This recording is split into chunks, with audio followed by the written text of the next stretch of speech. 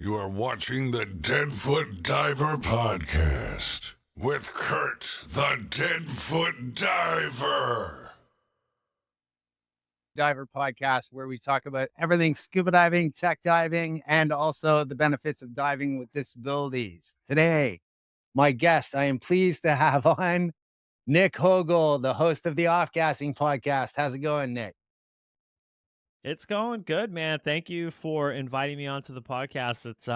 It's nice. Usually I'm on the other side. I'm in your chair, so it's nice to be on the other side from time to time to just talk about diving. Your podcast was actually one of the first ones I actually started listening to when I got back into diving again this year that I just happened to stumble across. That's awesome. I love hearing that. It's cool. It's great when I get to hear people and they're enjoying it, and I'm glad it's getting out there. I love Monday mornings because I got like 4 hours of diving podcasts I get to listen to when I'm working for the first half of my shift. That's awesome. I need to catch up on some other podcasts. I hate to say I'm pretty bad about listening. I've been listening to more podcasts. I actually started listening to some history podcasts, which is kind of funny because I was like just scrolling around. I was like, oh, what other podcasts are there out there? And there's some good ones. There's some really good ones. I'll have to share them with you. Yeah. Yeah, for sure, man. So how did you first get into scuba diving anyways? Well, that's a great story. No.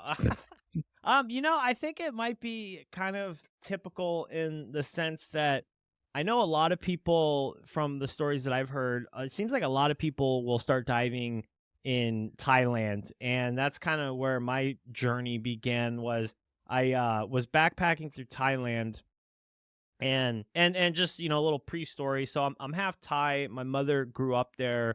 We used to go, I actually went to school there when I was younger, and when I was, I don't know, like early 30s, my mom hadn't been back in like 15 years. I hadn't been back in a very long time. So she was like, hey, I'm going to take this trip out there. Do you want to go? I was like, yeah, that sounds great. Like this would be fun, just hanging out with my mother in, her home country essentially. And so we went back there. As soon as I landed, I was like, man, this is awesome. Like the smells, the scenery, everything brought me back to when I was a childhood.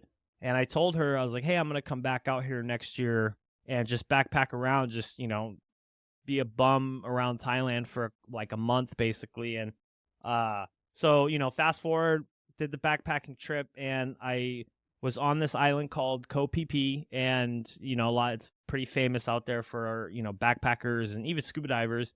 And I just strolled into a dive shop and basically was like, what's this going on? What's going on here? And yeah, it changed my life, man. It was such an amazing experience.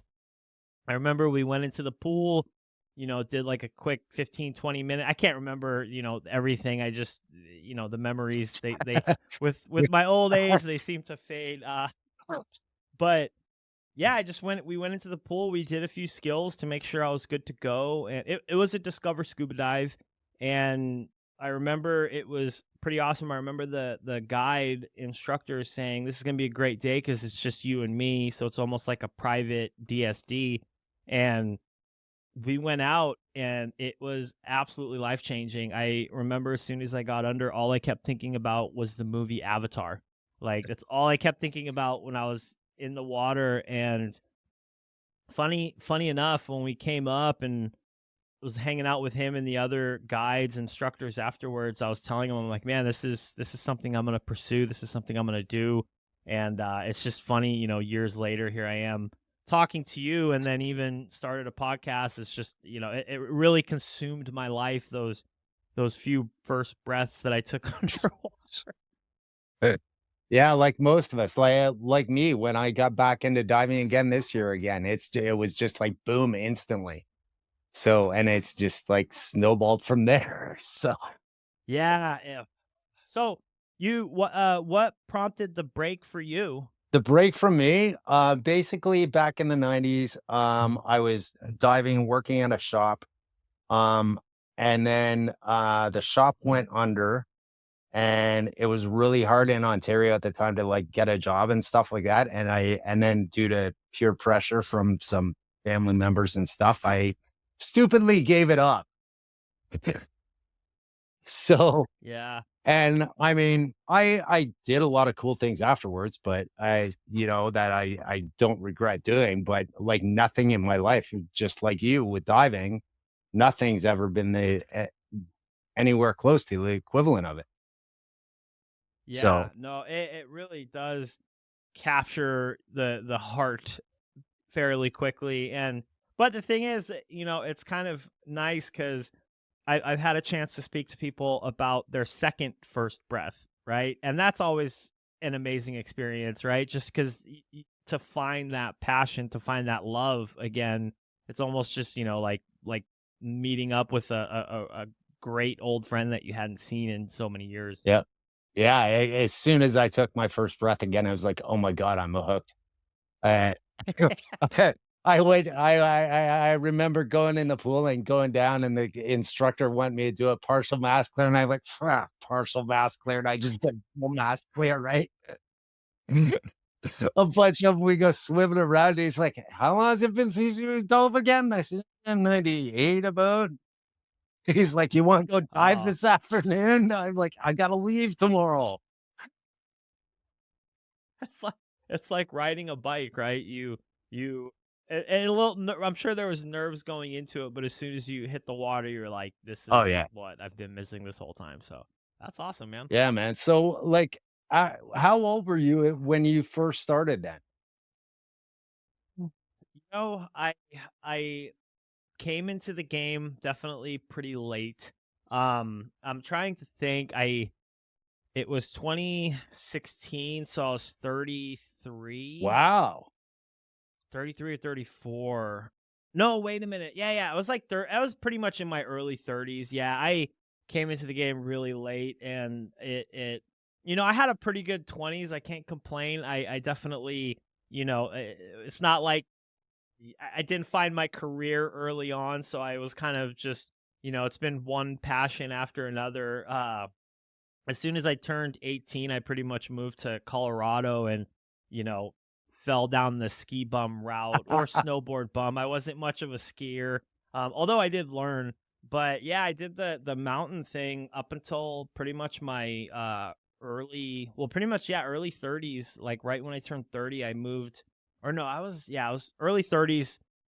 Got away from the mountain scene, moved to Texas, and then pretty soon after, kind of maybe within a few years, found the scuba diving thing, and then started pursuing that passion. Yeah, it's been not haven't lived the hardest life over here, so I can't complain.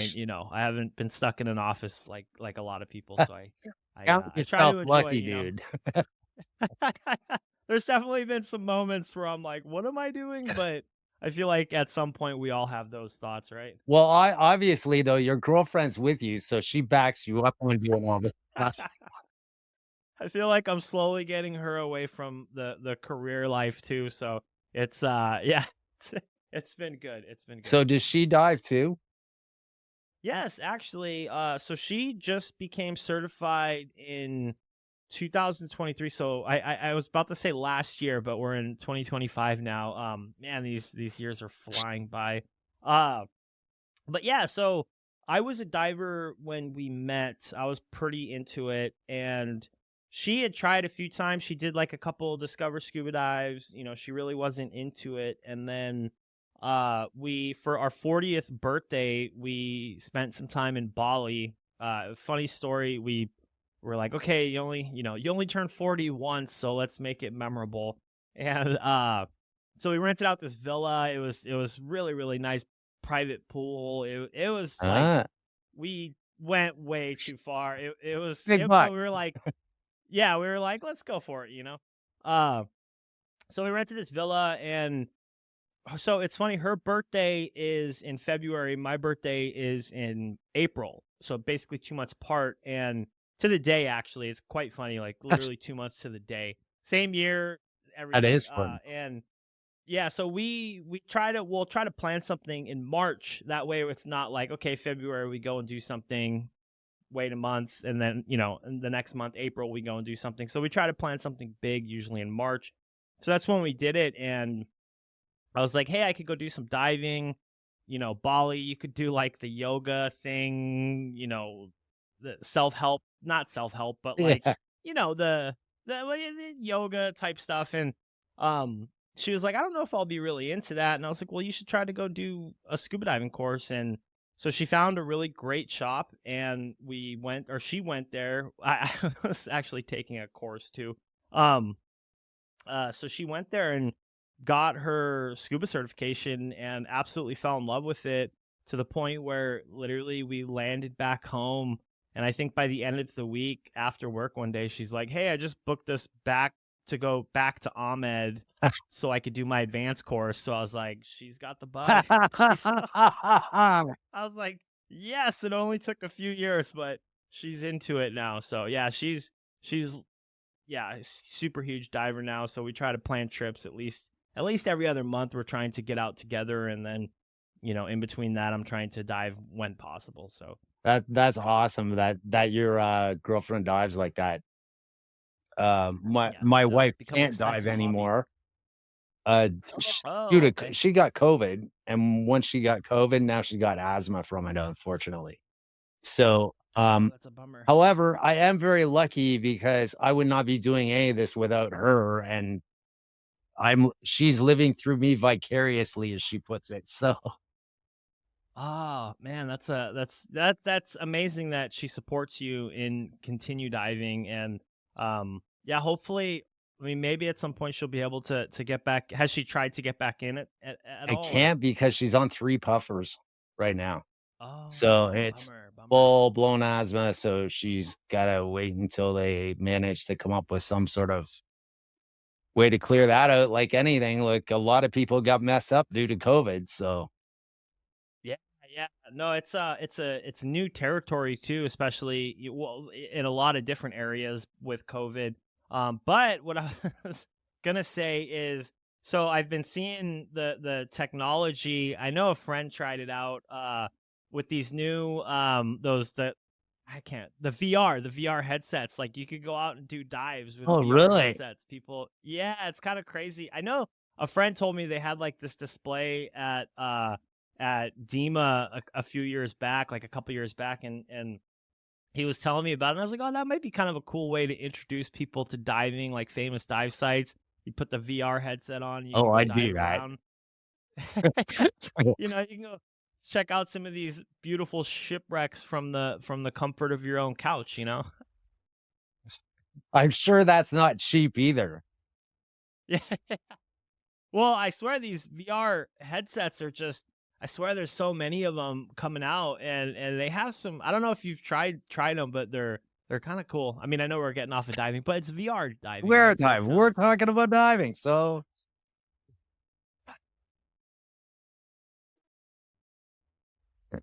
it's still diving. We're talking about virtual Yeah, diving now. it's a form of diving, right? Exactly. It's bringing diving to the everybody in the world, So, and you could probably even get real crazy with it. Put the VR headset on, grab, a tank and a regulator, and just start breathing. I could see somebody doing that. I actually, believe me, I've been tempted to cut this off a couple of times in the last couple of weeks just to go dive. It felt better when I was diving in Jamaica and out of the cast.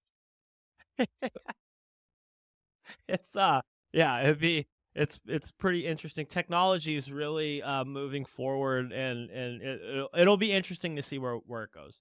Yeah, hopefully, they bring the price of that type of stuff down, because that would be actually a really good training tool. Like, would Yeah. you not think as an instructor, you go and you're doing a shipwreck? Hey, here you go. Let's do the dive in virtual reality first before you get in the water. Oh yeah. No, there's I mean, I know there's the two sides of, two parties when it comes to technology. And I'll be honest, I am a fan of technology and seeing how it can make, I don't want to say our lives easier, but I'm definitely a fan of seeing where it's going to go. Yeah. You know, I know some people aren't the biggest fan of when it comes to certain things, but I'm always excited to see what will happen and what will come of it. So, So what about you? Are you a fan of technology I in actually diving? do IT for a living. Okay. That's my full job. So yeah. Whether I'm a fan of it at this point, Yeah.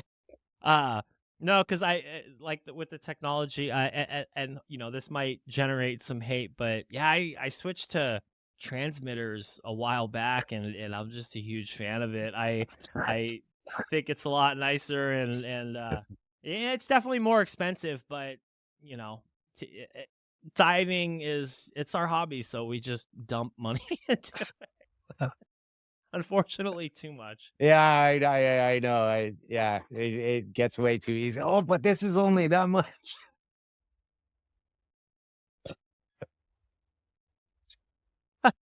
I my old boss used to tell me, this was non-diving related, but my old boss used to tell me, he's like, is it a want or a need? And I feel like everything in diving is a Need. need. It's not a want. It's like, I need that. Even though I have 4 already, I need that other one.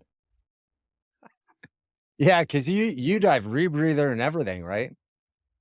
I just got into rebreathers this year, and it's something I I feel like with a lot of diving, it's as soon as you start progressing and going through, it's kind of like the natural, not the natural, but obviously the industry.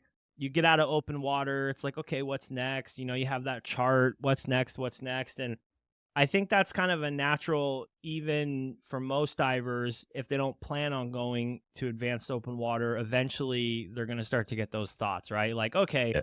I want more training. I want to see what else is out there. And to be honest, that's one of the things that I absolutely love about diving is, well, a lot of different things, but when you look at that chart, right? All the agencies have that chart.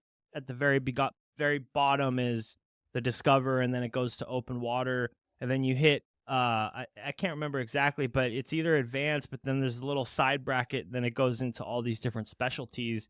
And there really is so many different avenues to go into diving. It's like, do you want to get into photography? Do you want to get into shipwrecks? Do you want to get into overhead? Do you want to get into this or that? And as you naturally progress and find your passion, you're like, oh, okay, I can really take this pretty far. And um, I just kind of found my way into rebreather diving. It's not necessarily something I thought would happen. My bank account wasn't very happy with me after. Um, but I just figured, why not? And I'm still very, very new. There's a lot that I have to learn, but I'm enjoying it, and I think that's one of the other aspects of diving too is like I really enjoy the learning process, and um, I you know I became an instructor a while back, and I was teaching for a little bit. I haven't taught actively in a while, but to be a student is such a joyful thing because I keep learning, and I keep chatting with people, and getting their tips, their tricks, and but yeah, yes, I became a rebreather diver. I keep saying this year, but last year in 2024 I became a rebreather diver. So it's still the beginning of the year. There's that transition period where we're going into the new year, and we still talk about it like it's last year. So I I see the attraction to it in a lot of ways. I guess with rebreathers, what makes me nervous is the amount of planning and preparation everybody says you have to do on the units, like for 2-3 days before you even do a dive, and all the checklists. And yeah, and yeah. Oh, sorry. Go ahead. I have ADHD, so that worries me a bit. Yeah, and I mean, I think it's kind of like the natural progression though, right? Because when we all first started diving, it seemed like it was so much, right? The Before the even going into your open water course, you're like, what is all this equipment? What are all these things I have to remember? This is so much. And then like anything, it just becomes like not second nature, but you start to learn like, okay, I need to do this. And then it become, you build those habits. And, I would assume very much like IT, like if you were to show me your workspace, I'd be like mind blown. Like, I don't even know where to begin. I don't even want to touch anything because I feel like I'm just gonna melt down the whole system. And to you, it's probably just like, oh yeah, this is that, this is this, and so it's one of those things. And I'm hoping to develop those skills in the rebreather world, but time and unfortunately money. So we'll see how it goes. What I definitely see the benefits of it. Like I know that you had Greg Hilliard on your show, for instance. Greg, I interviewed Greg as well. I've known Greg from NASCAR. Actually, I worked with him. I was an official in NASCAR when he was in NASCAR. So I was listening to your show the whole time, and it was like, I know this voice, I know this name, and I couldn't figure out where. And then all of a sudden he mentioned NASCAR to me. Oh, okay. So you'll have to watch that episode because I pull a bit of a gag on him right off the start, everybody. So, and I think you're gonna get a good laugh out of, especially anybody who knows Greg Hilliard. Oh, that's funny. That's funny. Yeah, he's been an awesome supporter of the show, and I was actually chatting with him. I think it was within the last couple weeks. Because yeah, he's definitely a wealth of information, and I was kind of picking his brain about a few things, and I hope at some point I get a chance to try out one of his scooters because I would assume anything coming from him is probably very well built. I live an hour from his boat. So anytime you want to come over and go dive with me, man, let's go. I got a place, I Man, got a trailer you and your girlfriend can stay in, no problem. I might need to I definitely will hit you up on that, and I'll have to prepare myself because when it comes to the cold, I'm a little baby. So but I need to do it. I need to get out there and try to get some dives in and check it out because the diving out there I hear is phenomenal. And it's actually funny. I was saying this to somebody a while back or the other day, how that area where you live is it's on my bucket list of places to go diving.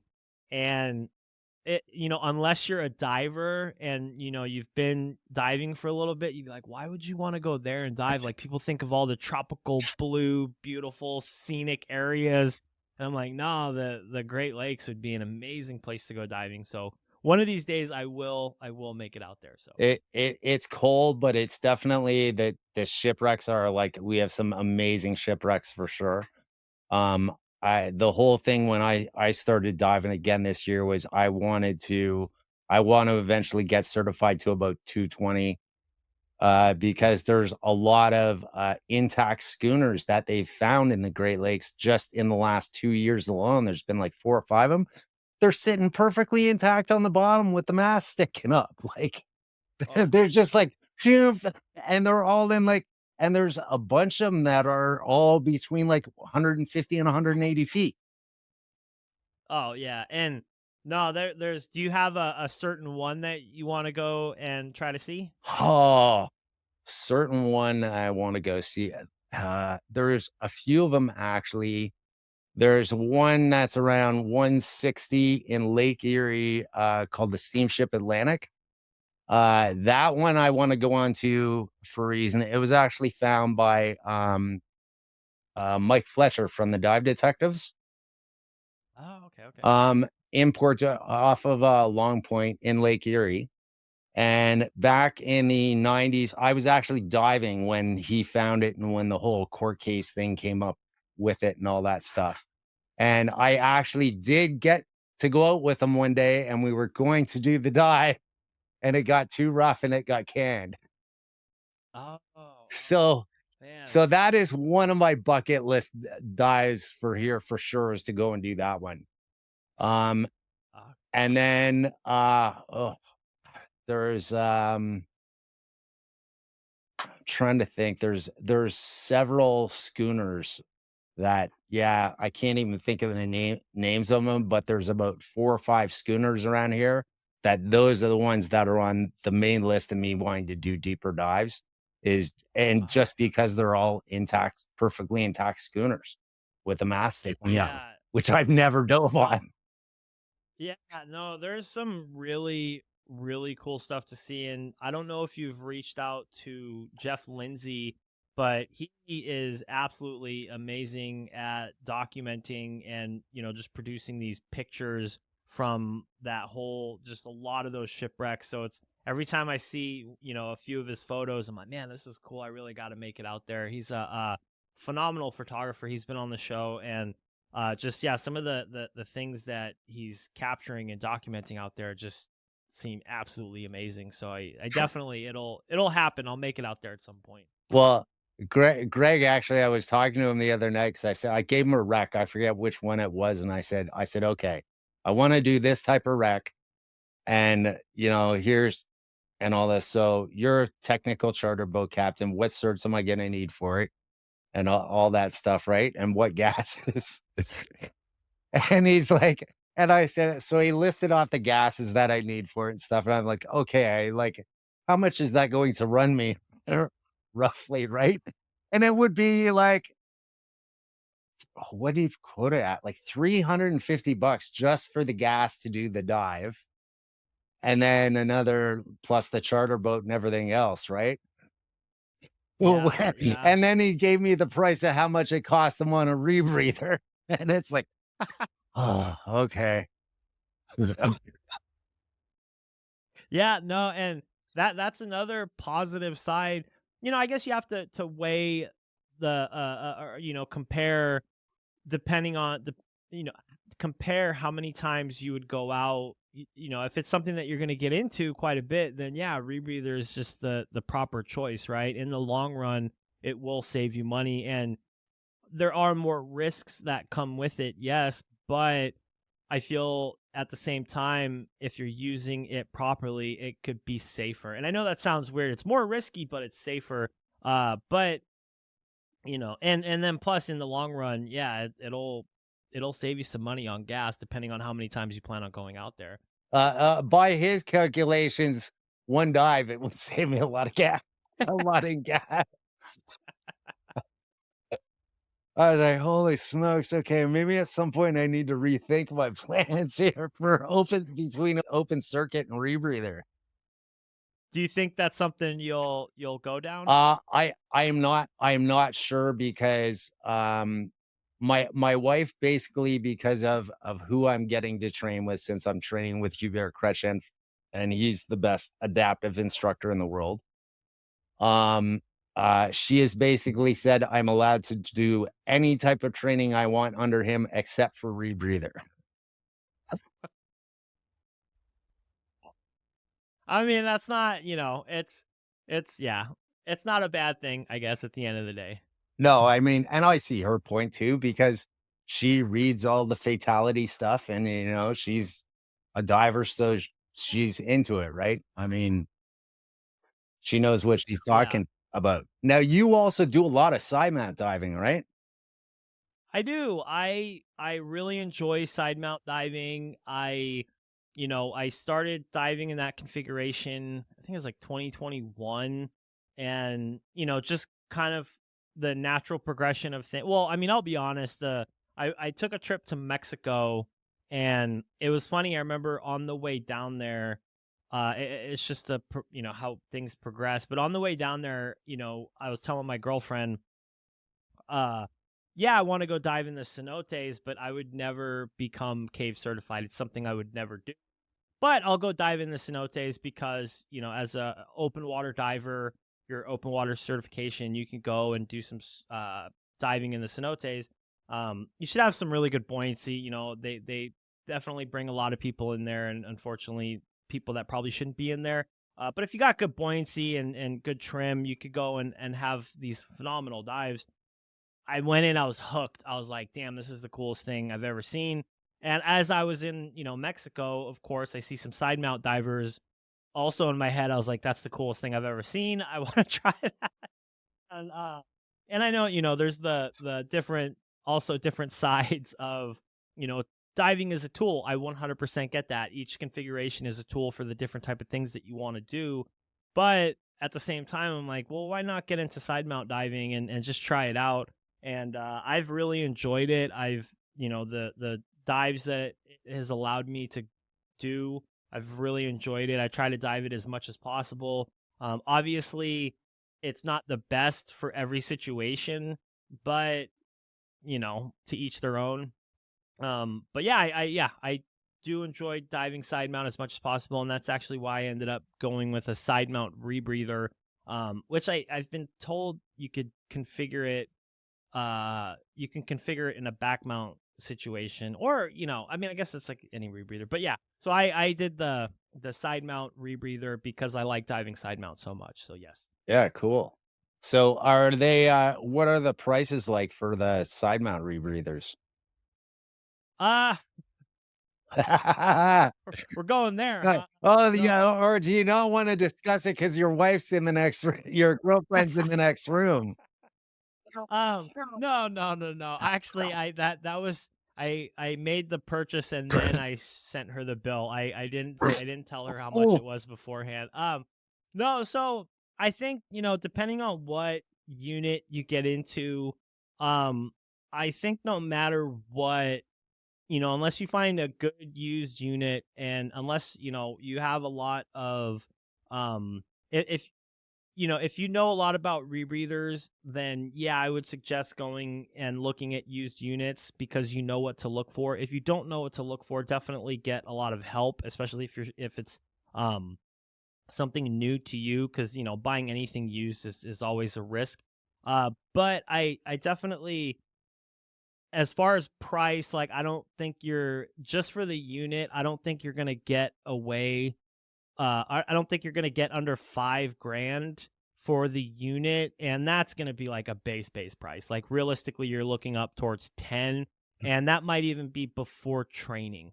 So mm. it's in that 5 to 10 range, and then on top of that, training, and then depending on what type of unit you're looking for, it might be more. Some units base price are 11, 12 right out the door. And that's not even to mention the maintenance moving forward, the equipment that you need to keep the rebreather functional moving forward, sensors, sorb, and depending on what type of unit it is, needs to go back to the factory for servicing however many years. So it's kind of a pricey endeavor, but it's maybe even almost look at it like a car. Well, It's a vehicle. or call or anybody out there, call Greg Hilliard up and get him to calculate your gas for a dive that you want to do in a big wreck. Exactly, and it's one of those things. I mean, I guess technically it is almost like a car. It's a vehicle to get you to where you want to go. So, but yeah, everybody has their hobbies. Everybody has their things that they spend money on. I knew, like, I had coworkers that, every paycheck they would go and they would buy new tools, and tools aren't cheap. They would buy new tools. I mean, think of like NASCAR, Yeah. right? Some of those tools. I mean, the Snap-on guy comes driving by just handing over my paycheck, right? It's like a toolbox costs more than my monthly rent, So Yeah, it's one of all those things. but yeah, we all choose where to put our money, our hard-earned money. So, enjoy it, right? Yeah. My other addiction's guitars, and it's not a cheap hobby either. Oh, Lord. I tried, I bought a guitar a while back, just a little acoustic. And when I was getting into it, one of my favorite things to do was I would just stroll into a guitar center, because you can pick up any Yep. guitar and just play it. And it's like, here I am playing like a $3,000 Martin that I would never be able to afford.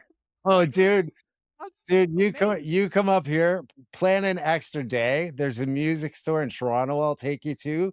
there's literally like $40,000 acoustic guitars that you can pick up and play and That's try.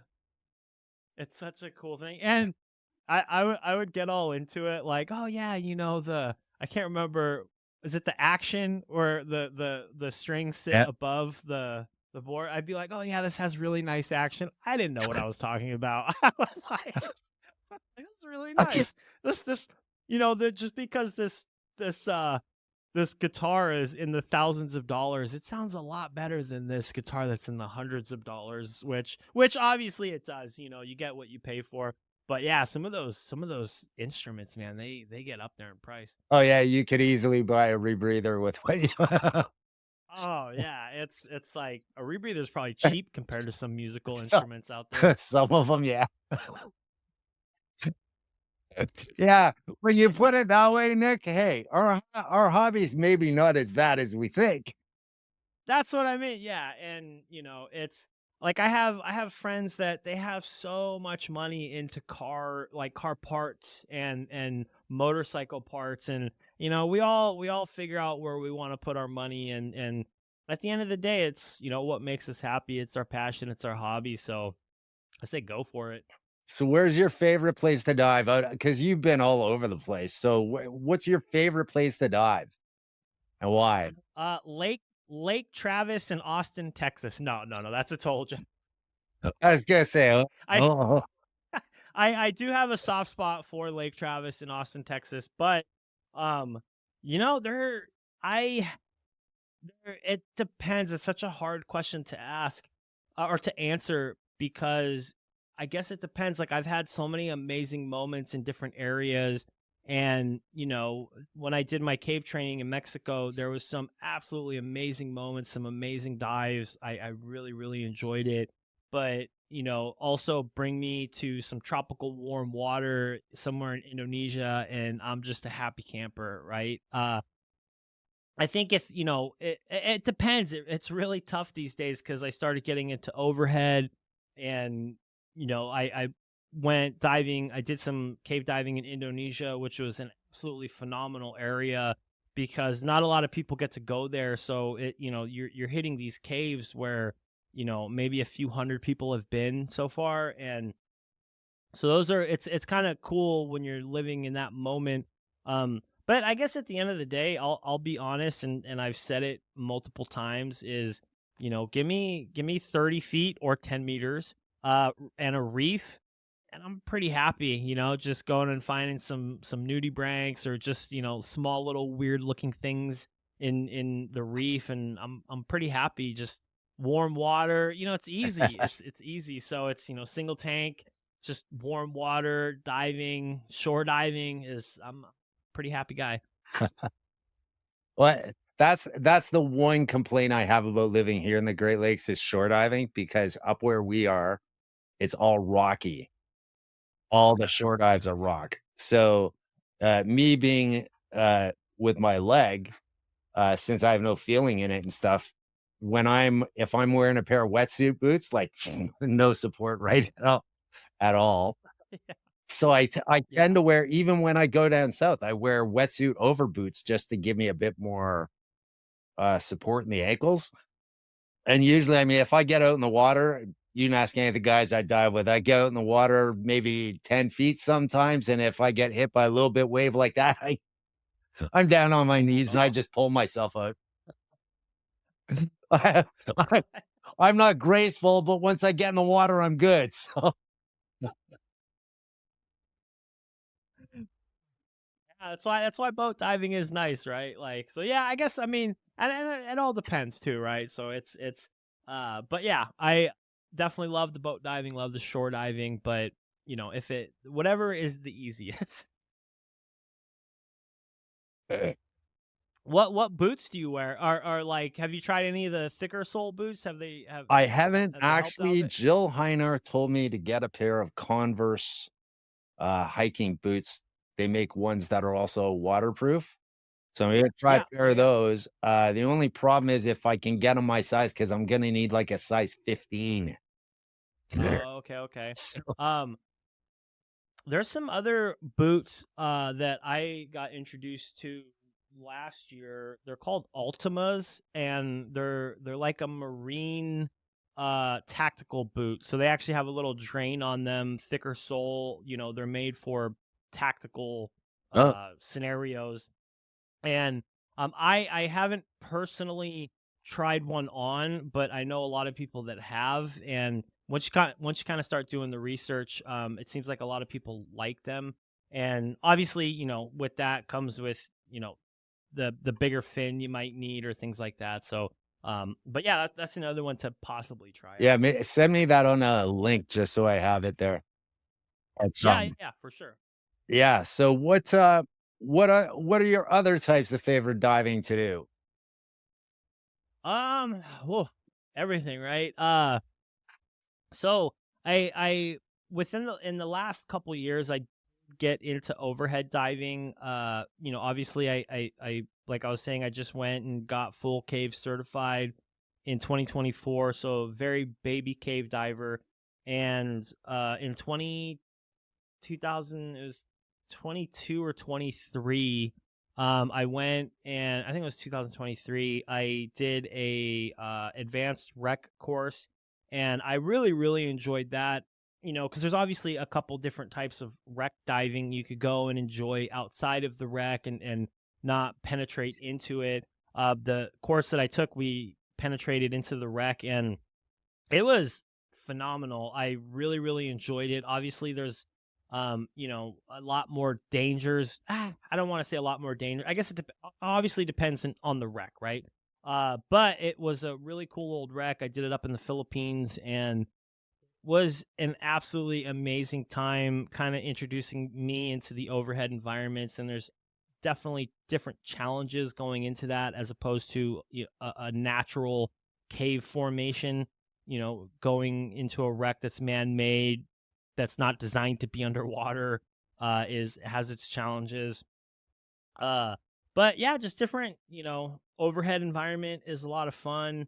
I think I'm gonna start eventually that talking about that natural progression, get into trying to go a little bit deeper. I think that is the nice thing about the rebreather is it allows you to go deeper and not break the bank. Well, afterwards, not break the bank.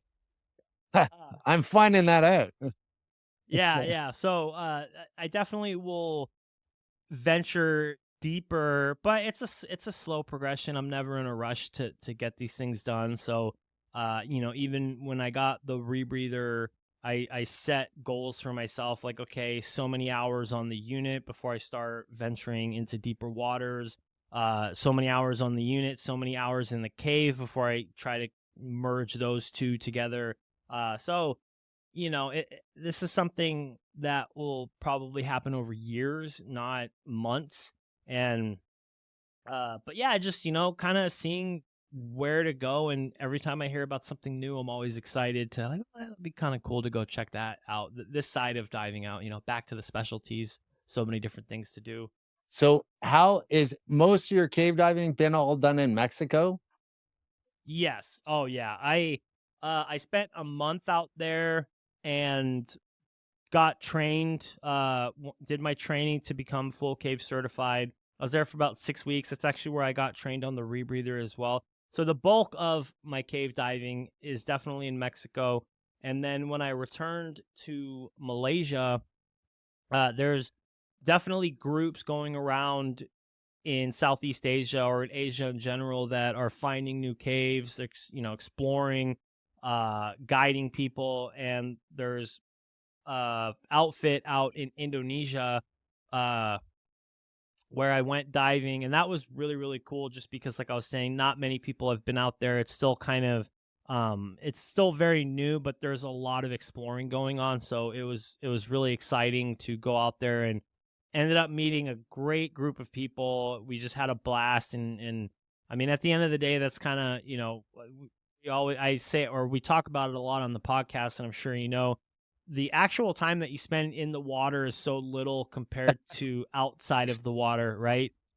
So just chatting and having a good group of people to be with is literally makes the dive trip, and it was a phenomenal time. So a little bit in Indonesia, mostly in Mexico. But as I stated, I'm still a very, very baby cave diver. So a lot more to come. So how long did it actually take you to get your cave cert? Because I'm looking at maybe doing some caverning cave.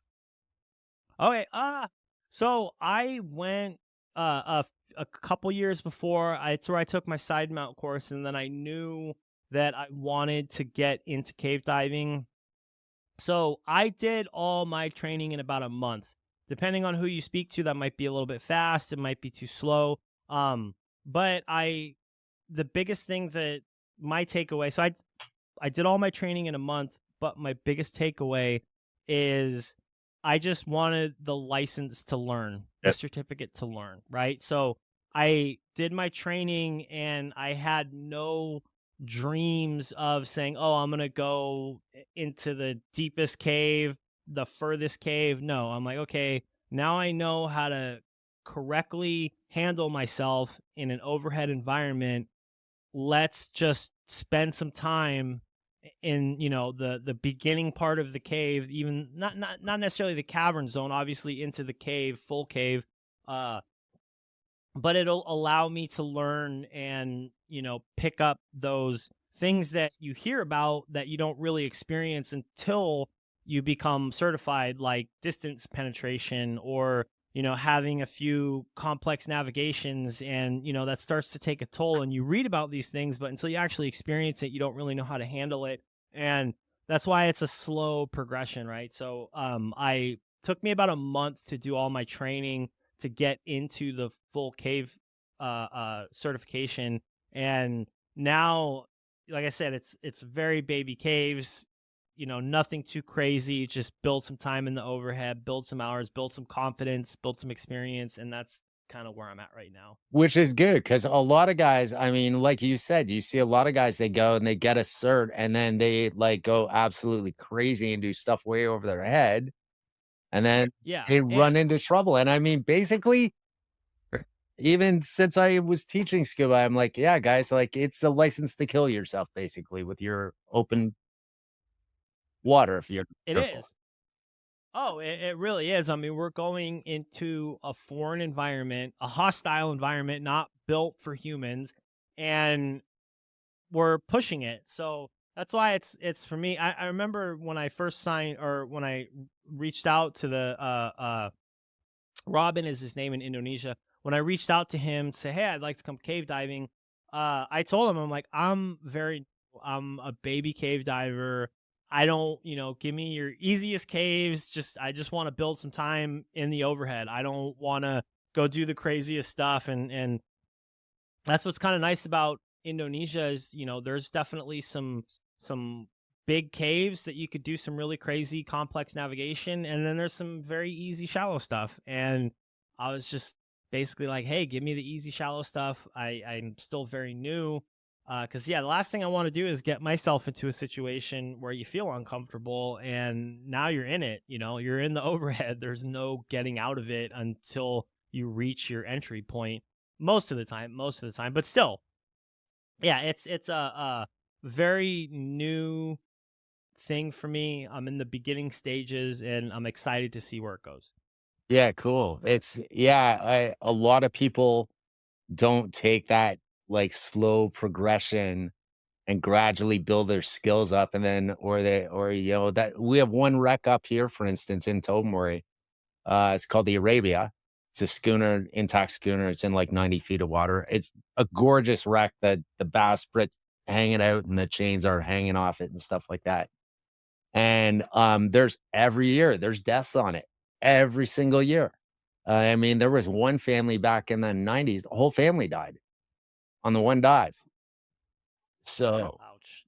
yeah, Yeah, and I mean, there's a I, oh, sorry. I've gone night diving on that wreck before. Yes, which they don't do if you do on a charter. But back in the day used to come up, my buddy brought his boat up a couple of times, and we actually went out and did a night dive on it. Right. So I mean, I d- I didn't see it that much risk in it when I did back in the day. I'm going to do it again this year. Well, maybe I'll go, oh, yeah, okay, maybe that's a lot harder. I mean, now that I'm getting older, you tend to slow down and you want to stack the odds in your favor a bit, especially when I've already got enough disabilities to deal with. Hey, everybody. Thanks for watching. Please remember to like, share, and subscribe. And by the way, we're also on your favorite podcast platforms now. We are on Amazon. We are on Spotify. We are on iHeartRadio. We are on Player FM and Podchaser. All of the descriptions are going to be down below, so make sure you check us out. Thanks. Have a great day. And remember, grab an adventure and live. Yeah, it's and that's it's I don't want to say that's the scare. Well, I guess it is, a scary thing about scuba diving is when I was teaching, I used to tell people all the time, hey, you get your open water certification, you're certified to 60 feet or 18 meters, right? And that's where the limits of your certification are. People will be like, oh, well, what if I go deeper than that? I would tell them the scuba police is not going to come and write you a ticket, this and that. The biggest thing I would tell people is if you have insurance and you're diving outside of the limits of your certification, your insurance is voided. So that's something to think about. But yeah, you're not going to get a ticket, so the scuba police isn't going to come out, write you a ticket and reprimand you. But the thing is, you're opening yourself to so many more dangers, but people could still do it. Oh, That's yeah. the scary thing about it is you could get your open water certification, and then tomorrow you could go dive to 150 feet. Obviously, I would never recommend that to anybody, but people can do it. And that's the scary thing about it is, so that's why you want to just let them know of, I hate to use the word dangers of the sport, but just the risk yeah. of what could happen. Right. And that's the thing that is very scary is once you get that certification, you can go crazy and a lot of people do. And, there's probably been amazing things that have been accomplished because people were pushing the limits, but can you afford $100,000 chamber ride? That's what so it's one of those things. And there's stories. That's the thing. As the years go by, like you're saying, there's more stories out there of the things that went wrong because unfortunately, we hear about the things that go right and we don't always hear about the things that go wrong. But as the years go by, there are more stories that we know, like, hey, we can use this as references to show you why you don't want to do these things. But, it's speaking of stories, I think there's a good movie about to come out. Have you seen that? It's got Woody Harrelson. Is it? I can't remember the name of it, but yeah. Sorry, just completely sidetracked right there. Sorry. Yeah. So tell me, so how long were you an instructor for actively? So on paper, I'm still active according to the agency, but as far as actively teaching, the last class I taught was in 2022, and I was basically an active instructor for about 2 years, working out of a shop in Austin, Texas, and I really, really enjoyed it. I absolutely love teaching, and I really, really hope to get back into it. The problem is, it's as I've grown as a diver, I would like to teach a certain way. And I know that most running businesses don't really want to teach in that way. So it's kind of a hard. As you want to be more thorough, and meanwhile, they're more concerned about pushing them through it. Yeah, exactly. So it's, and not all shops are like that. Oh, no. So I don't want to generalize. But, me being a foreigner out here, I could do private stuff, but then I'm kind of risking, immigration laws and this and that. So I would like to eventually find a shop that I would like to work for, but for me to come in and say, hey, I want to work for you, but I'm not going to take on the family of 6 from, wherever and run them through a 2-day course I won't do that. I'll, take the group of 2 and put them through a 4 or 5 day course. And it's different for everybody, right? It doesn't necessarily have to be a 4 or 5 day course because all students are different. Everybody's ability is different. So, but yeah, I was an active instructor for about 2 years. I really, really enjoyed it, and it's something that I hope to get back into. Either this year, next year, at some point. I keep saying that as the years go by. Next thing I know, it'll be 10 years down the road. I'd like to get back into it, just paying my agency fees, but haven't actively taught, so we'll see what happens. That's yeah, that's the one funny thing about it is that with teaching, that's amazed me since getting back into diving is how much more compressed they are with the courses and like get in, get you out type thing. So Yeah. Yeah. I got certified in nitrox in 1996 by Dick Ratowski. So Okay. godfather of nitrox, right? From Yeah. Noah. So he used to come up to the dive show in Canada, and that was actually, I think, the first year he started teaching it was that year up here. And I know that when he came up here, there were 6 of us instructors that all went and took the nitrox course. And ooh, did we take some heat for that? It's back when it was voodoo gas. Oh yeah, exactly. Voodoo gas. They actually, like, our organization actually pulled us into a room and they're like, you guys can't be doing this. You guys can't be promoting this stuff. I'm like, well, it's safer. But it's kind of like back the to the rebreather thing, right? It's safer, but it does come with more risks, Yeah. right? So it's one of those things that and that's such a tough thing I feel about the industry is like you're saying the courses are getting compressed, and it's like, oh, we need to get back to when scuba diving first came out, it was very militaristic and these very long training thorough processes. To me, I'll say it, they were probably too long. Oh yeah. It's hard to find that happy medium, that balance of and that's why I do like to say every student is different. Somebody might get it in 4 days or even 3 days that somebody else might need 5 or 6 days. So it really depends on the student, because essentially you're like we're saying, you're giving them a license to go out and learn. Yes, you're certified, but it doesn't mean you should go and push it to the extreme lengths of what it could be pushed to. It's all about building up that experience level. And so it is kind of hard to find that happy medium. And that's why I like the idea of smaller classes and, being able to really gear the course to your student ability. Yeah. And go with their progression or how they're progressing. It's like, oh, we can move a little bit faster because they're really getting the skills down. They're really they look comfortable in the water, where other people, they might need that little bit more time, right? So it's such a hard thing to find that balance. So okay, so since you're from the new era of instructor and I'm from the old era of instructor, let's chat a bit more about this then. So I think the other thing that surprised me the most and that I've been hearing a lot of is, I went and I did a refresher this year, and they don't even teach you dive tables anymore, even for the open water. Using dive computer. So what's your opinion on that one?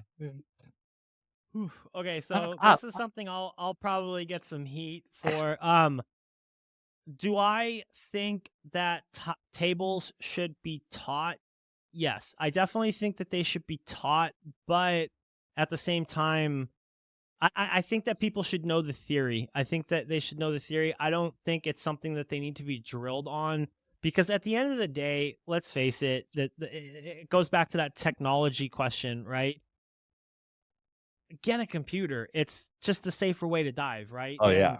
So when I was teaching, the agency I was teaching at, they didn't teach tables, or they would teach it, but it's basically they're more teaching computers.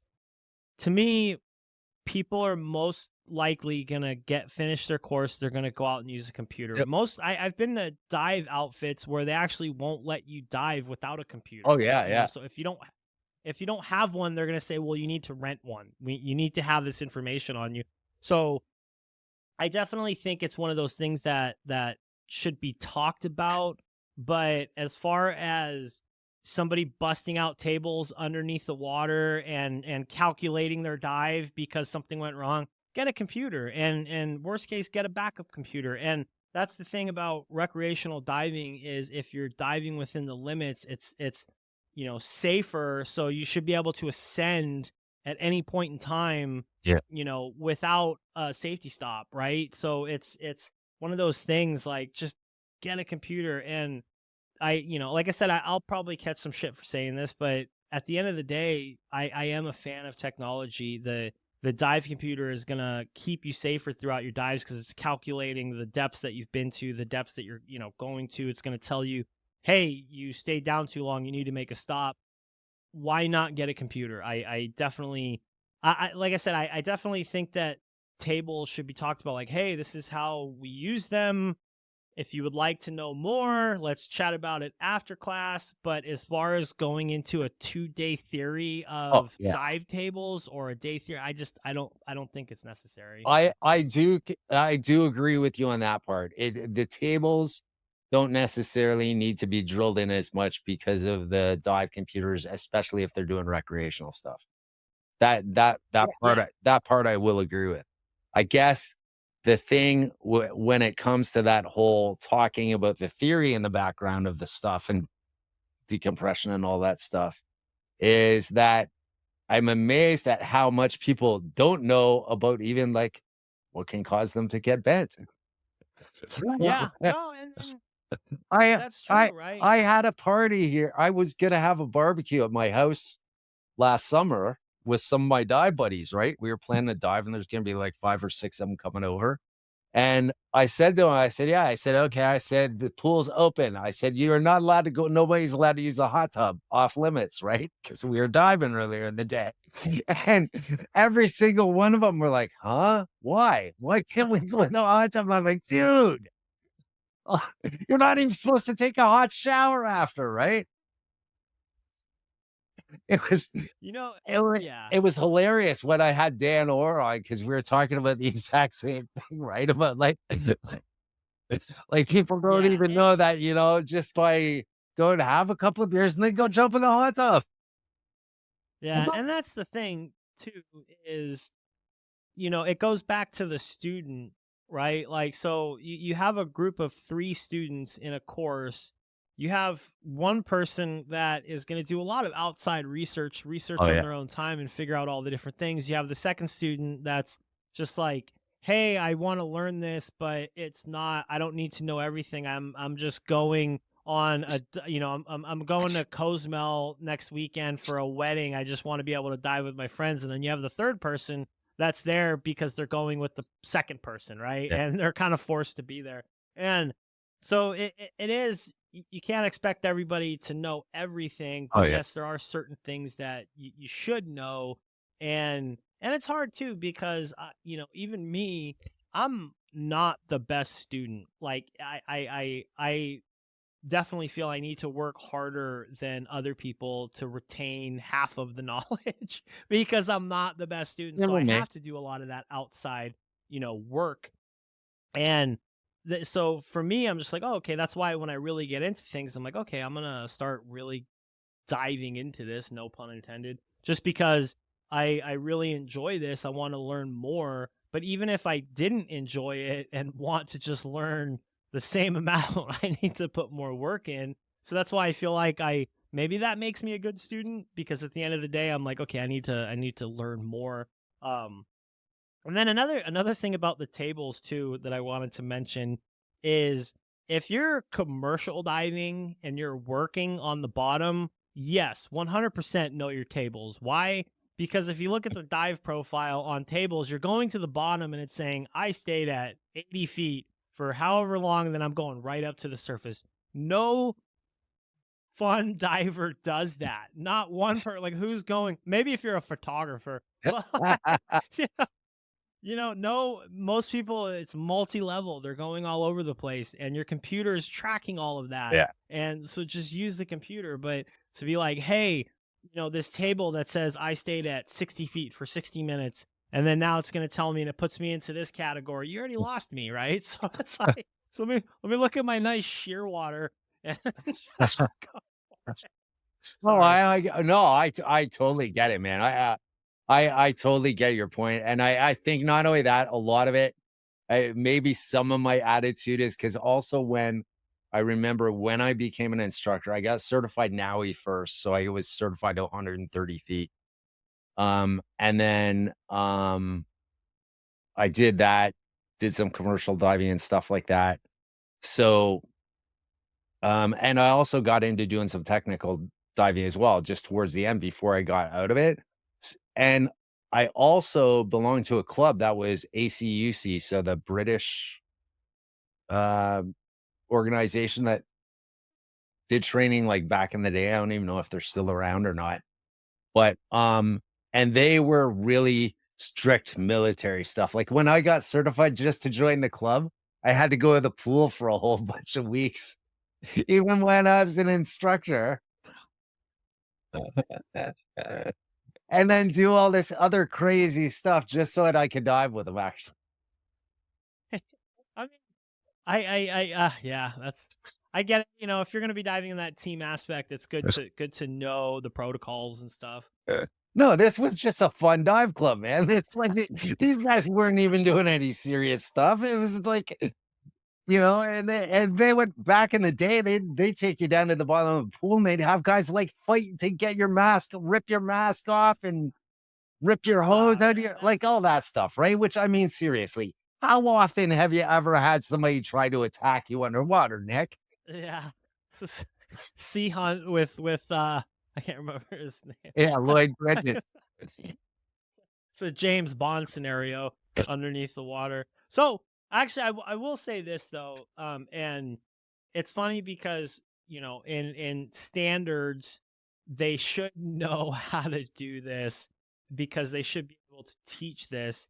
But my thing is, if you are eventually going to go into the professional route, dive master, instructor, and I know that the easy answer for me to say is, well, you should know the tables if you're a professional.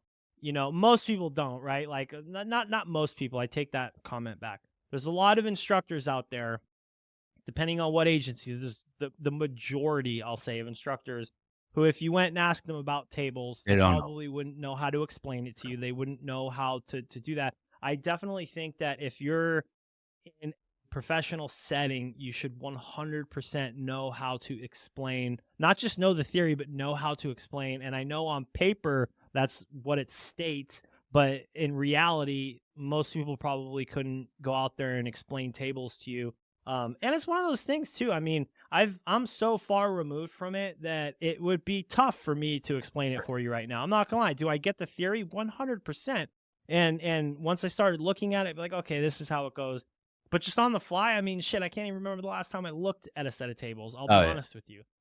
So I've been using a computer too, because the same thing. I mean, I used to use DCIM dive tables and all that stuff. I could read them like the back of my hand, no problem. Now it's like, okay. Yeah. I need one of my buddies to like even sit down and go over this for me.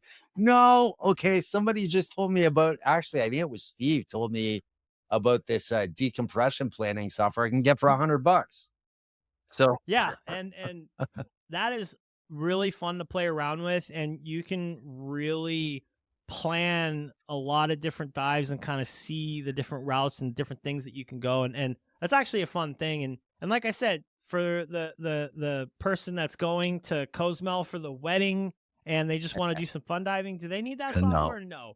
But if it's something that you want to start diving let me take that back. If you want to start going further in your diving, that's great software because you could literally go on there and plan a lot of dives and not necessarily execute a lot of dives, but you could see the different scenarios and different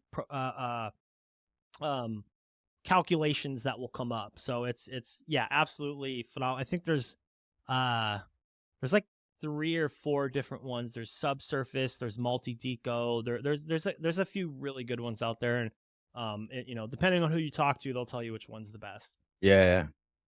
So when you're not doing all your podcasting here, like how much time are you spending in the water a week roughly? Because I always see you're out diving like, That's the where's that old content? That's just your stored content. I see. that's just the stored content. You're the making me amazing jealous every abilities time of- you're posting all this stuff because like, oh my God, he's there now. What? No, it's the one of the amazing things about social media, right? The perception that I could give. No, so I will be honest, I don't dive as much as I would like to. So, you know, like it's funny, moving to Southeast Asia, I was like, oh, I want to be diving so much more. The problem where I live in Southeast Asia, there is no diving. I literally can see the ocean from my porch, but nobody really goes diving out there. Why? If I was brave, I could. It's just really low visibility. It's not easy. The shore entry, it's just not easy to get into the water. I'd have to charter a boat. And at that point, I've tried to get people to charter a boat with me, but I get it because, you know, I'm an hour plane ride away from some of the most beautiful diving in the world, right? In Southeast Asia. So I get why people don't want to go out and dive in the Malacca Strait. And is it the Malacca Strait? Yeah, I should know. But either way, it's not great diving. So when I'm doing any local diving, usually I'm going to a pool. I try to get to a pool at least once a month if I haven't been diving. Some days, you know, I think I went dive. My last dive was in November, so I didn't do any diving in December. I'll taking a trip in this month in like 10 days to go. Hopefully I'll get some diving in. I'm not sure if I will. It's to a dive destination, but I'm going out there for different reasons. Where are you going? But I'm going to a place called Bira, Indonesia. Oh, okay. And yeah, it's the phenomenal diving, like some of the best that I've ever done. Why would you not be going diving? Well, I might be. Yeah, I might be. I want to check out the area and just check out a little bit more of a land. I'll say this: it's kind of a scouting mission. I'll say that for now. So as things unfold, I'll let you know more. Or we can talk about it offline. But so I'm headed out there. We'll possibly do some diving. I don't know if I will. But yeah, it's an amazing place for diving. And so realistically, I try to get into the water at least once a month. If I'm having a good month, you know, it might be 20 or 30 times. So yeah, the posts, you know, don't believe everything you see on social media, right?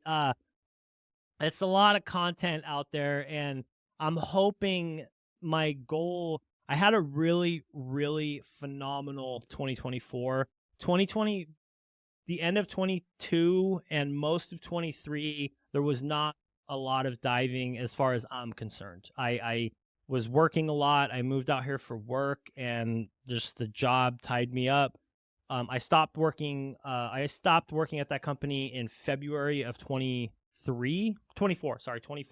And I was like, okay, I'm taking this year, and 24 was really good to me. I was able to get a lot of diving in. I was able to get a lot of training in. And I'm hoping that 2025 is going to go in that direction to where I could start diving more, hopefully get back into teaching and kind of get myself more involved back into the diving industry. We'll see what happens. And I know I'm involved with the podcast. That's kind of why I started the podcast, was because I'm like, hey, I can't dive as much as I would like to, but at least I could talk to divers, which is something that's really enjoyable and that I like to do. Oh, that's the best part I love about doing this podcast so far. I mean, it's been all the cool people I've gotten to talk to over the last month. Well, Hey, everybody. Thanks for watching. Please remember to like, share, and subscribe. And by the way, We're also on your favorite podcast platforms now. We are on Amazon. We are on Spotify. We are on iHeartRadio. We are on Player FM and Podchaser. All of the descriptions are going to be down below, so make sure you check us out. Thanks. Have a great day. And remember, grab an adventure and live. Yeah. Getting ready to do this. So, it's such a fun thing. And, you know, everybody that you chat to, especially, I mean, you told me some of the people that you've chatted with already. It's such a learning experience, even as a diver, just having a conversation with these people, right? Like, you just to pick their brain and say, oh, well, you know, why do you like this? Why do you do this that way? It's a learning experience, and a source in a sense, it's almost just a different scenario of training. well, it's funny because my first guest that I'm gonna have on when my podcast launches is John Chatterton. And then I got Gary Gentile coming on, and both those are two of the three guys that inspired me to get into diving. Was all from watching them on TV and hearing about their dives on the Andrea Doria. Yeah, and that's what I mean. And just to be able to sit down and have a conversation, it's such a surreal moment. I mean, definitely on the podcast, there's been times where I'm like, I'm actually sitting down and chatting with you. This is a surreal moment because of the fact that I've known of you for so long. It's nice to be able to have a conversation, and that's the amazing thing I love about scuba diving. And this goes both ways, right? Let's face it, there are a lot of assholes in scuba diving. Sorry if I'm not allowed to swear, but there are. Let's face it, there's a lot of assholes, and sometimes I'm just like, you know, why? But on the opposite side of that coin, there are so many amazing people that are just friendly and willing to share their stories and sit down and chat with you and teach you. And that's what I love about it, is there's so many different characters in the sport that, you know, and that's just like any other part of life, right? There's going to be assholes, there's going to be amazing people. But to me, it's just like, yeah, there's no need to be an asshole, even in life. It's like we're scuba diving, we're having fun. You need to be a dick about it. It's funny because when I started getting guests for my podcast, right? So I emailed Greg Hilliard first. He was the first one that came on actually the day after I listened to your podcast with him. I was like, okay, he's going to be my first one. At least I relatively know Greg, right? From back in the day. This will be a cool interview. Maybe he'll do it for me. And then I went right from there and I emailed Jill Heiner. She was the second one that I accepted. And I told my wife and a couple other people, I say, yeah, I'm gonna try and get Jill Heiner. I said, if I'm gonna do this, might as well go big or go home. So right, yeah. And then Jill accepted. It was like, oh, so yeah, she's super friendly. Oh, yeah. Like, absolutely friendly. And that's what I mean. There's just some people that you chat with that are these bigger than life personalities, or bigger than life on paper, the things that they've done. And they just sit down and have a conversation with you. And some of the most accomplished people that I've met on this on my podcast, just the most humble, absolutely wonderful people. And then on the opposite side of the coin, people that are trying to you know, make their roots or build this whatever, or just like, dude, why are you such a dick? Like it's just, but you know, I will say this about the podcast. I've met a lot of people. I mean, I wouldn't bring anybody on that I dislike, right? And there's nobody that I dislike. I'll say that right now. There's nobody that I look out there and I'm like, I don't like that person. I don't know a lot of people, but I'm always willing to sit down and have a conversation to get to know you, right? And it's funny because you have people on the podcast, and I really get to see a different side of them, because it's like, oh, I'm interviewing them and I get to chat with them, and I'm always excited to bring that to the, you know, public, essentially, because, you know, they might do something in their everyday life that they have this or people have this perception of them, and they come off one way, but when you sit down and have a conversation with somebody one-on-one, you really get a different side of them, and that's what I try to bring to the table, essentially. Yeah, same here. That's what I want to accomplish with this, right? So Yeah, no, and I'm excited to see how it turns out because, like I said, you have a pretty all-star lineup already, so I it's tried. pretty amazing. Yeah. Oh, you even try. You succeeded, man. You succeeded. You try. You're past trying. You already succeeded. We're not going to release too many of the details, people out there, because they're coming up. So, but yeah, he's right. I got really lucky on who I got coming on, so which I'm really excited about.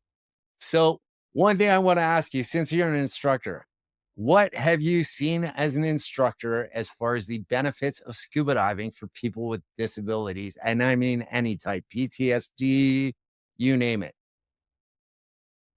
So after, it depends. I think you need to get there, or some people have it, some people don't. But when people first start, a group of people, not a group of people, but some people, when they first start to get into diving, they might be very anxious. They might be like this overwhelming feeling. It becomes a little bit too much for them, and I always tell people just keep at it. Once you get past that and you're in the water, it becomes like a meditative state. And I think that meditation, I think, is huge in any aspect of your life, even outside of the water or in. But I think when you're in the water, it can put you there quicker. And that was one of the biggest things that drew me to the sport. Was when I first started to get into diving, I was working in loud machine shops. I felt like everything was loud all the time. I'm driving down the road, there's traffic, there's anywhere you go, there's all this noise. And then I would get under the water and it would put me in a peaceful state of mind. And I think that regardless of what you're dealing with in life, how stressful your situations are, if you can get in the water and just breathe, and it's funny now that I'm in the silent world of rebreather diving, how much more quiet it gets, how quieter it gets. But still, like, even open circuit, because you'll hear rebreather divers saying, "Oh, open circuit's so loud." But if you take the rebreather out of it, when you're just breathing and you're hearing those bubbles, it becomes like such a peaceful state of mind. And I think it might be some time before everybody gets there, but I think eventually, once you start diving a lot, you can reach that point of just being calm underwater and breathing and enjoying your environment. And obviously it might be a little bit tougher in a low visibility inland lake somewhere, but if you could go to a nice colorful coral reef and just see the fish swimming by and the beautiful creatures living in the reef, to me it can really give you and help you attain that peace of mind. Sorry to get real spiritual. Oh yeah, That's what it is for me. You're right. I mean, that is the one thing that I have. Actually, even my wife, and actually most of the people who spend a lot of time with me cannot believe is the difference in my mental state from pre-diving last year compared to now. Right. And I'll admit it, it saved my life. I was living a pretty grim, I mean, I was doing cool stuff and stuff like that, but I wasn't happy. I wasn't really living. Right. So, I mean, it's amazing that the benefits of it that way are just absolutely amazing for diving. No, that's awesome to hear, man. That's absolutely amazing to hear. And that's why, like, honestly, kudos to you for sharing this story, for starting a podcast and getting those stories out there, because I truly believe, and I know some people are against this, that everybody should dive. Like, everybody should get under the water and obviously get trained properly, be safe, all that good stuff, but just go and breathe underwater and you will find such a zen, happy place. For me anyways, and I can't speak for everybody, but for me that's what it was, is just a very peaceful, happy place. And I I definitely feel, that could benefit a lot of different people. The mindfulness of it is, we could get all spiritual self-help, but it all starts up there, Oh, right? yeah. If you can make that at peace, then it could spiral into have other effects into your life. I don't know if spiral is the right word. So have you heard much about Dive Heart by chance? Yes, I have. And I was able to sit down and chat with a gentleman. He's very well known. Jim Elliott? Cannot remember his name.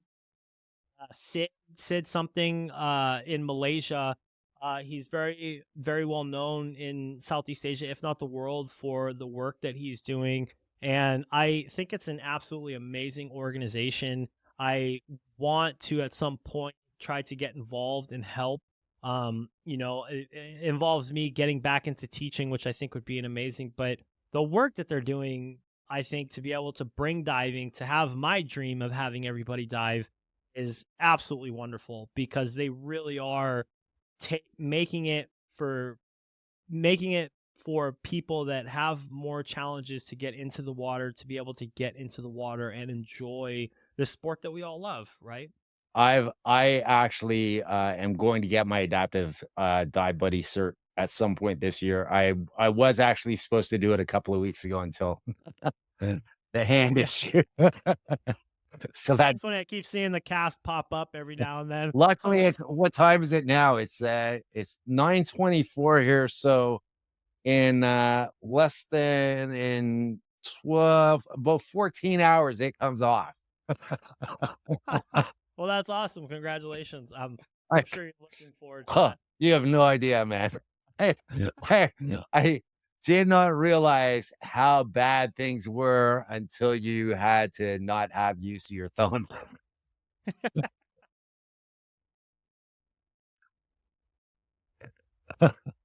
But no, that's awesome that you're doing that. That is absolutely amazing, because they are a great organization, and definitely more people need to get involved in the things that they're doing.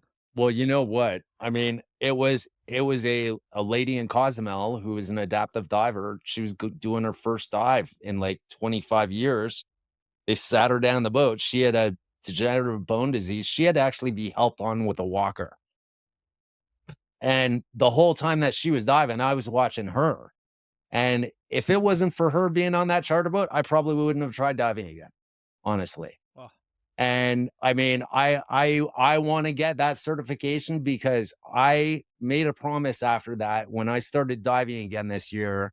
When I get that certification, I never want to be in a position, even if I'm on holidays or something like that at a resort or something, and there's somebody that wants to go dive, I do not want a dive instructor there to be short on a dive buddy and that person can't dive.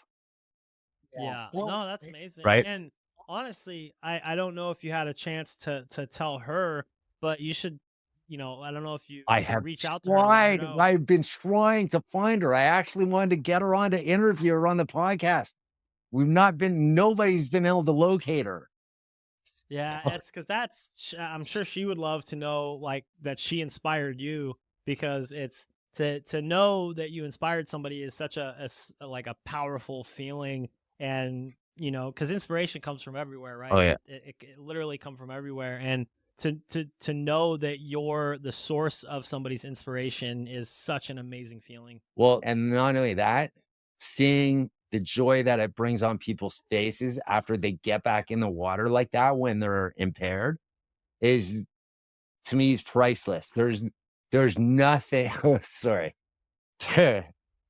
There's nothing that will replace that, because I totally understand what it's like, right? So Yeah. No, that's amazing, man. That's absolutely Oh. amazing that you want to share that.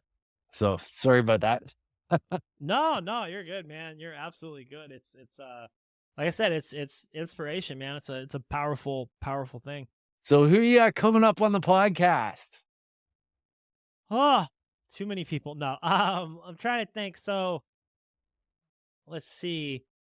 I book a lot of interviews, so I was able to interview quite a few people this past month, which I'm very excited about.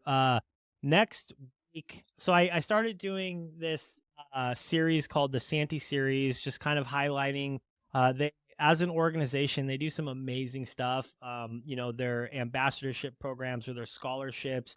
Obviously they're very well known for their dry suits. So I've been kind of just going around and speaking to different people about that are basically affiliated or have something to do, not necessarily work for them, but they might use their products on a daily basis, or they just basically speaking to people that either use the products or are employed by the company or just something to do with the company.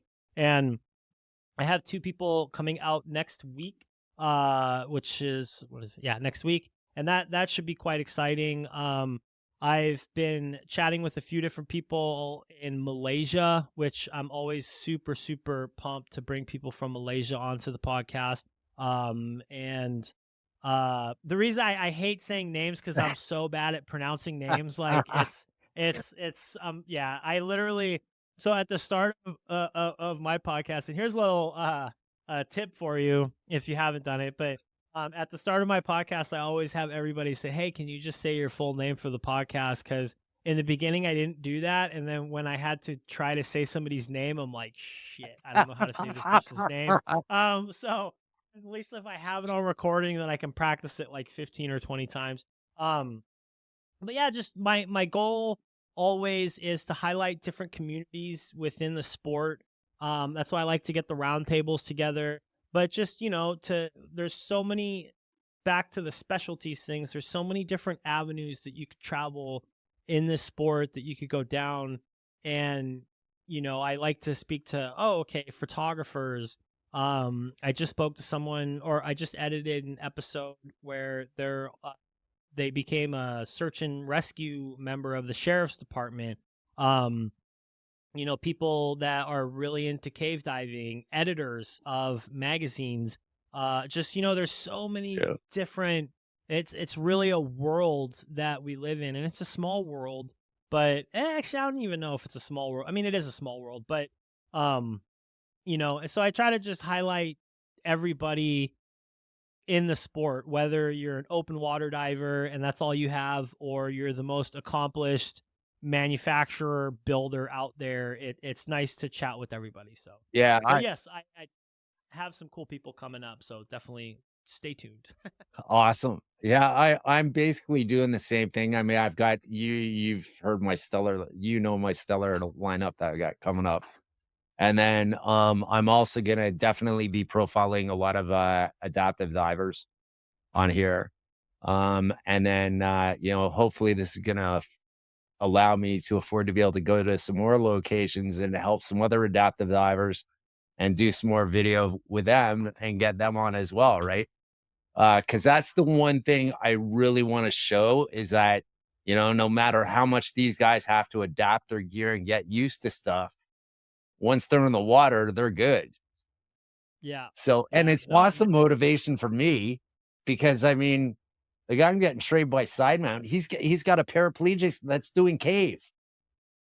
Oh, right. Amazing. So it's like, amazing. All right, I got no excuses not to do that now. That's true.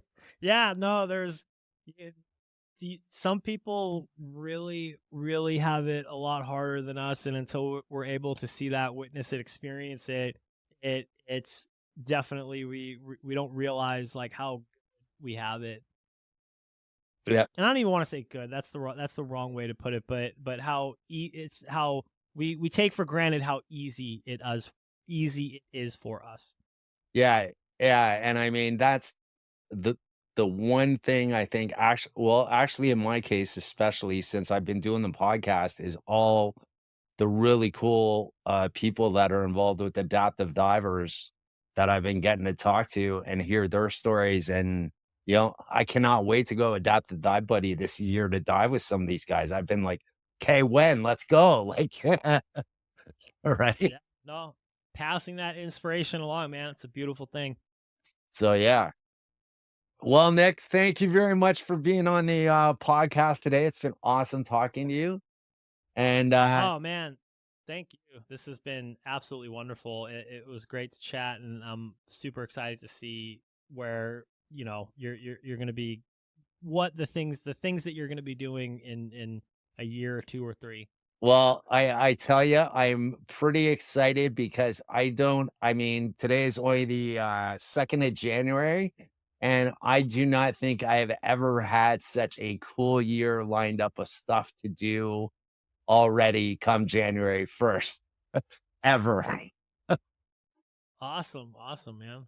So 2025 is looking pretty amazing, and sounds like you got some really cool stuff going on too. So Yeah, no, I'm very excited. We will see, and stay tuned, social media or listen to the podcast. all right, well, thanks everybody for joining us today on the Deadfoot Diver podcast. And remember, like, subscribe, and donate. And you can also buy me a coffee in the link down below, and I will have the links to Nick's podcast stuff all up here as well for you. Have a great day. See you next time.